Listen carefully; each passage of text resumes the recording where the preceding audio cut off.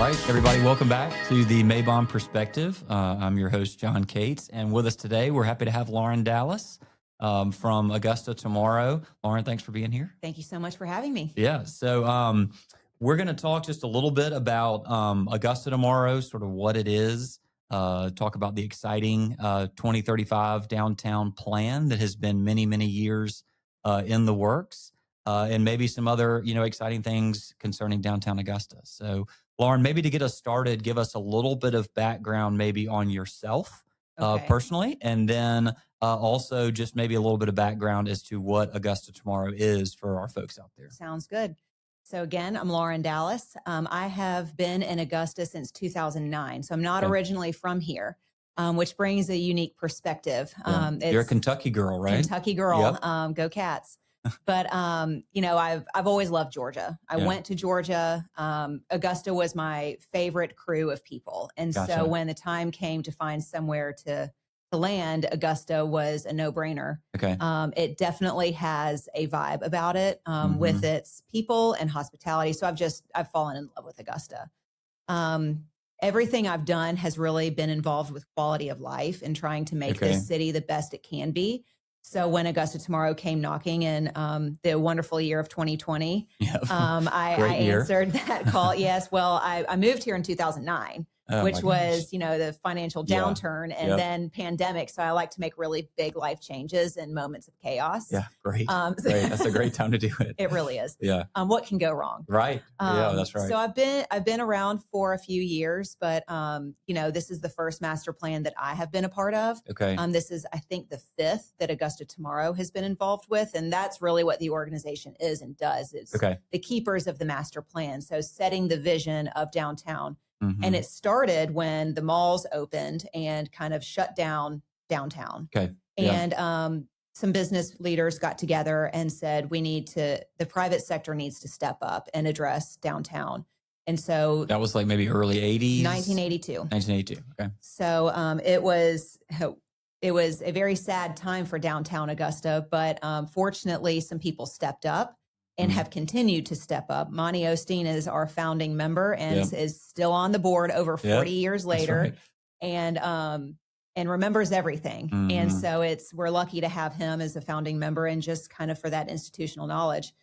But in looking at this plan and what's different about the other plans is that our consultant, I really felt like understood what we needed, and it's that downtown is for the people. Okay, it's not just for the people fill the buildings, but making downtown a neighborhood, we felt like with all the changes that were going on, it was time for another master plan. Got it. Okay. So tell me a little bit about the geography that the plan covers. I know it's downtown, but specifically downtown, I know it covers parts of North Augusta too. Yes. So in 2009, the Westaboo vision was the first time North Augusta was included. Okay. And there was a lot of growth since then and from that plan that we felt like it was a no-brainer to include them again. Both mayors say, and I say this all the time, they both say that the river, it's a river, not a wall. And what the consultants also understood is that there needs to be more shared energy between the two areas. Got it. Okay. So it does include downtown North Augusta, but it's the central business district, but it also includes the Mills area, over to the 5th Street Bridge and really over, to Walton Way. That's a wide boundary. But when we started this process, the boundary was very blurred because we didn't want to exclude anything specific, but as long as the energy was in that area, then it suited. Got it. Okay. So, and I know because you and I met with, I think, every commissioner just about to try to get it. Talk a little bit about how the plan is funded and who the consultant is and some background there. Yeah. So in 2023, the Augusta Commission voted to partially fund the plan for $150,000. Okay. And North Augusta also contributed. When we started this process, we really wanted to be mindful of a 50-50 split between the private and public sector.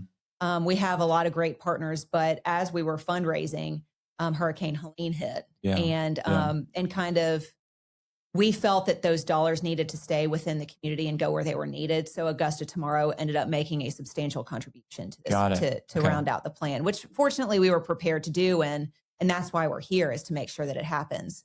From there, we went through an RFQ process, had Okay. 11 respondents, interviewed 3 in town where they presented to us, and we selected Gell, who is a master planning firm based in New York, Okay. San Francisco, and Copenhagen. Okay. Unfortunately, I did not get to go on the Yeah. Copenhagen trip, but Those are 3 great I cities. know, right? But they've done work in Columbus. They Okay. did some Yeah. work in West Palm. Hmm. Um, they reference Boise and Austin and Denver a lot. They've worked all over, but Yeah. what the references said is they really understand the ground level approach of making a downtown great. Got it. Okay. Yep. Well, that's exciting. Yeah. All right. So let's, one thing I think that's important is I remember when Susie and I first moved back to Augusta, we were trying to, figure out what was happening, who was doing what in Augusta. And I think there were like 15 different master plans out there. Mm-hmm. So tell me a little bit about what excited me about Augusta Tomorrow and about their master plan is they actually have plans that execute real projects. Talk a little bit about what makes Yeah. the Augusta Tomorrow master plan a little different. So the worst thing you can hear is we don't need another plan that's going to sit on a shelf. Yeah. That's just going to collect dust, all those things that people say. But we have an organization that is behind implementation of this plan. Got it. There are a lot of plans out there. This is the one that is focused on downtown. Okay. It is a defined area. Mhm. And there might be some plans that other organizations do after this that build upon the work that we've done. Okay. And that's happened in the past. I mean, Destination Blueprint is a fine example, a great plan that, put a lot of things into use and kind of piggybacked on what the Westabu Vision had done and the updates that had been made. But as long as they are working together and not against each other and are conflicting, then we're in a good place. Yeah. Okay. But we felt like Augusta Tomorrow could be the common thread in bringing a lot of these plans together. Okay. Yeah, that makes sense. But it's really focused on the lifestyle of downtown and getting people to want to live downtown and work and play. And not just, okay, we need to focus on housing. That's not our department. That's someone else's. Right. Harrisburg plan, that's focused on, but this is our specific area and has been adopted by the city of Augusta as the guiding vision of downtown for the next 10 years. That's great. That's great. All right. So let's get into the plan a little bit. Can you give us sort of an overview? I know there are 4, they call them big moves. Yes. In the plan.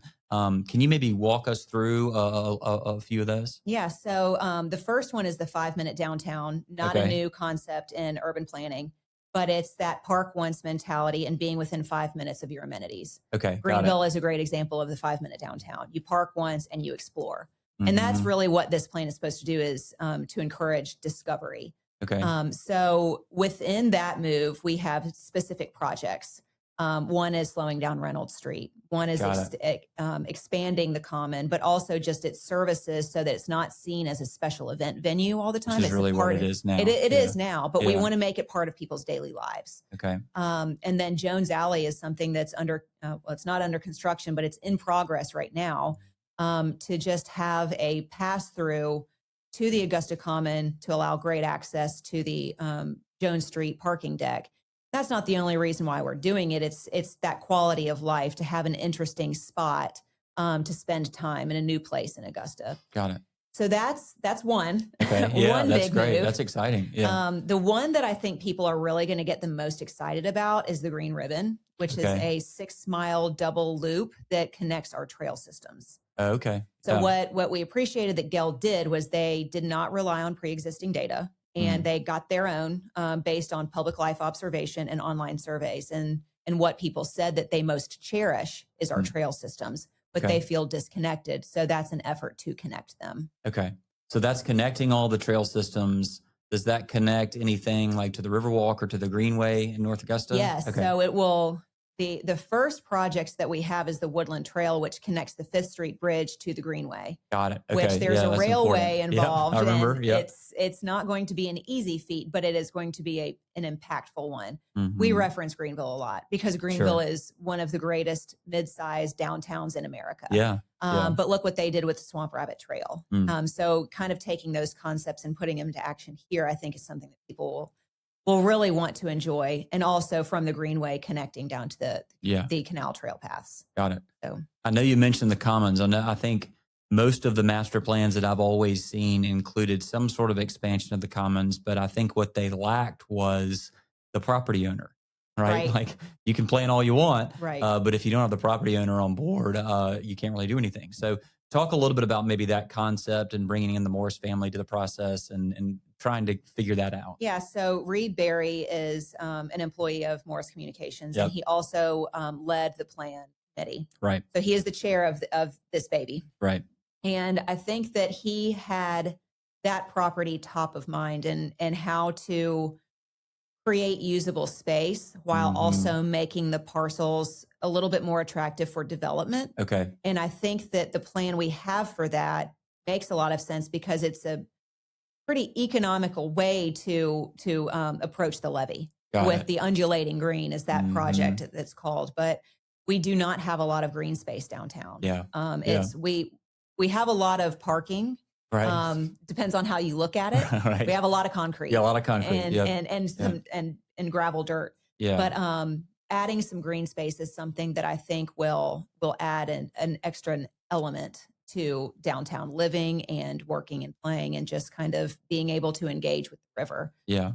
And with that comes the next big move, Yep. which is my favorite part of the plan, which Yeah. is engaging the riverfront. We call it the rippled edge. Got it. Okay. So just kind of extending the great asset we have with the Riverwalk, adding floating piers, having floating barges to have moments of commerce and commercial space, engaging with entrepreneurs to provide space to open a business, while also, as Tom Robertson has recently put it, people say touch grass, well, go touch water. Yeah. And yeah, so that's good. it's a way to interact with the river every day, Okay. which is something that people have been critical of is why don't we utilize our riverfront? Well, Right. this is the effort to address that. Okay.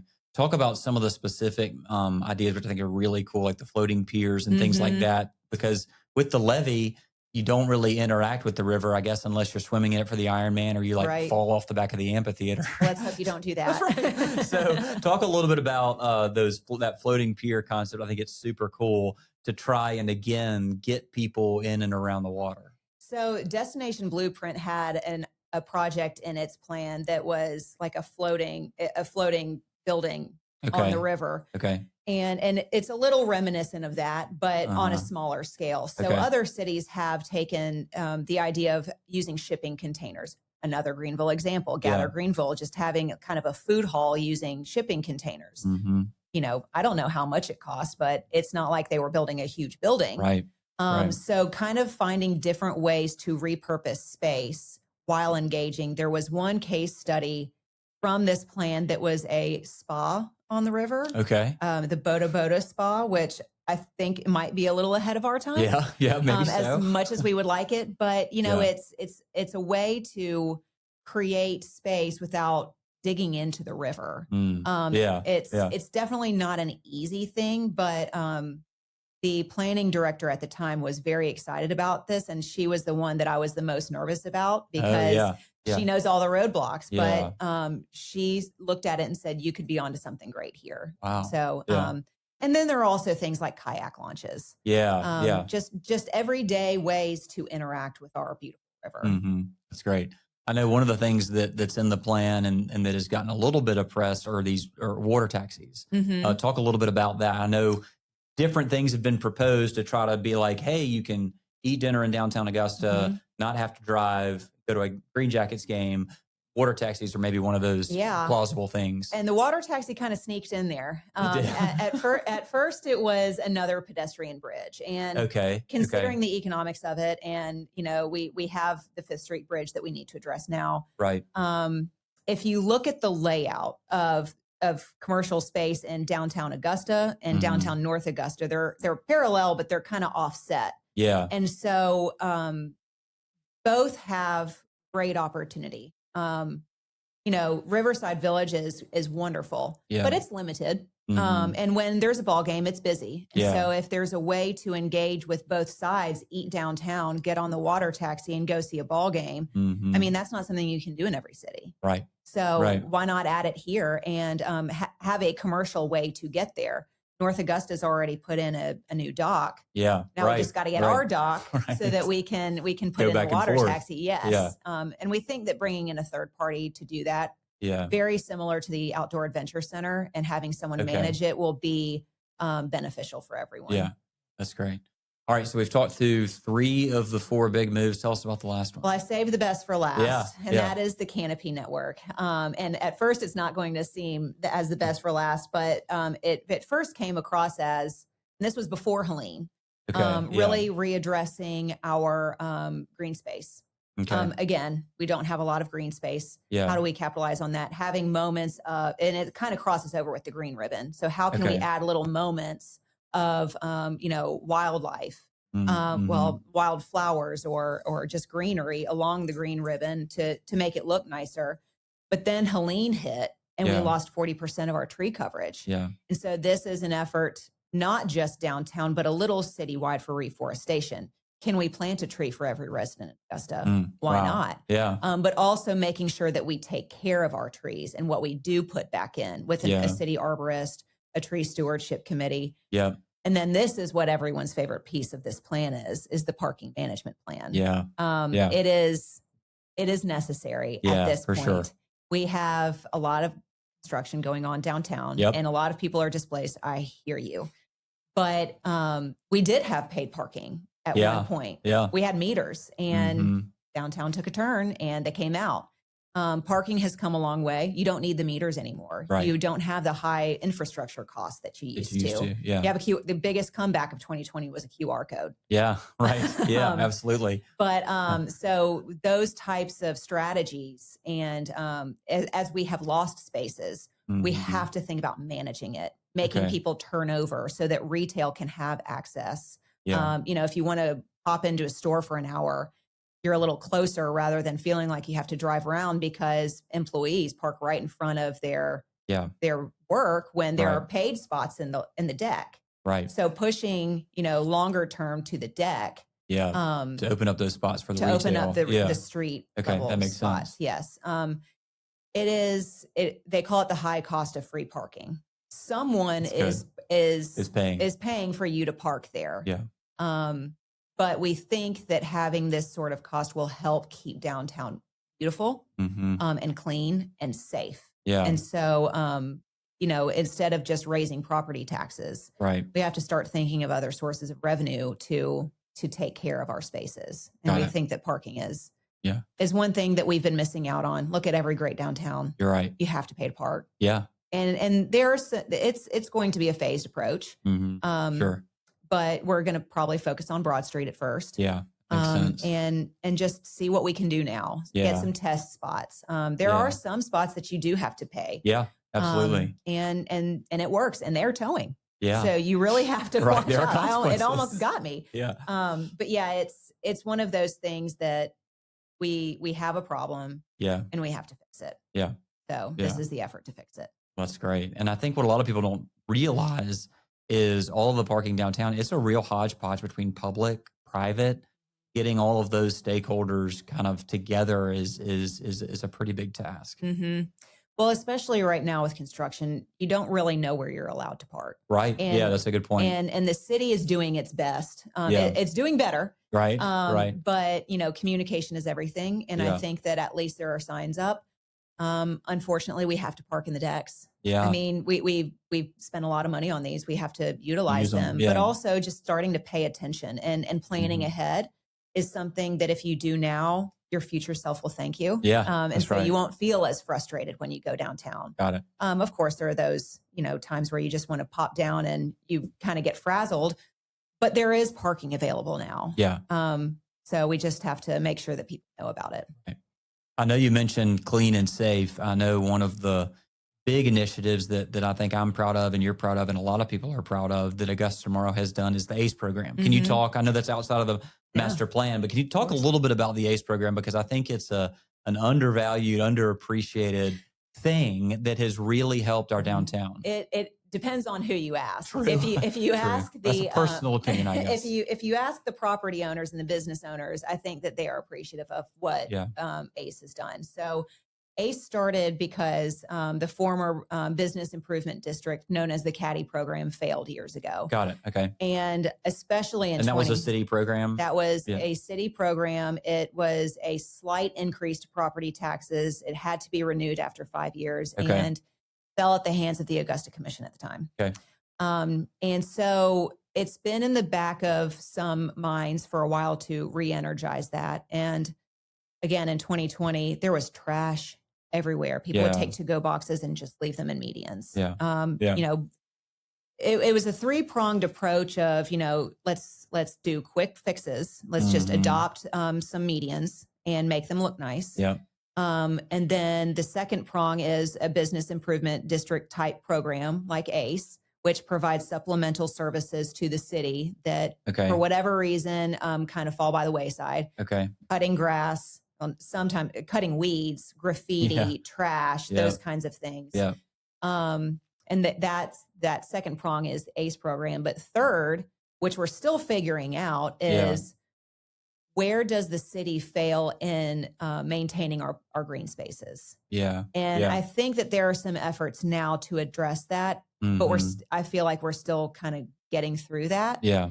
But it's ACE started just on Broad Street and the side streets. Got it. And rescue plan funds came in and we were able to expand the program, and it has a really good footprint now. I will make a very bold statement for our listeners. I This believe is going to get our viewers I hope way so. up. I believe that the ACE program is the best example of what rescue plan funds were meant to do. Wow. Yeah. I think that it was done with economic activity in mind, which is what those plan funds were intended to do. Yeah. And it has remained successfstill. Yeah. They have a lot of accountability, and fortunately, the city has supported it. That's great. And we still have to fight every year for our funding, like everybody. But fortunately, the work speaks for itself. It does. Yeah, it does. Well, those of you out there, you're downtown and you see these folks in green shirts and yellow hats, thank them. Please. That is the ACE program at work. And all of these things that Lauren has mentioned with the downtown plan are all amazing, but none of this is going to work unless downtown is clean and safe. Right. And I know that continues to be at the forefront and core of what Augusta Tomorrow does. So, Lauren, thank you so much for joining us. Let's make it happen. Yeah, let's make it happen. Would love to bring you back as the plan gets implemented. And thank you so much for what you do for Augusta. Thank you very much. Okay, thanks.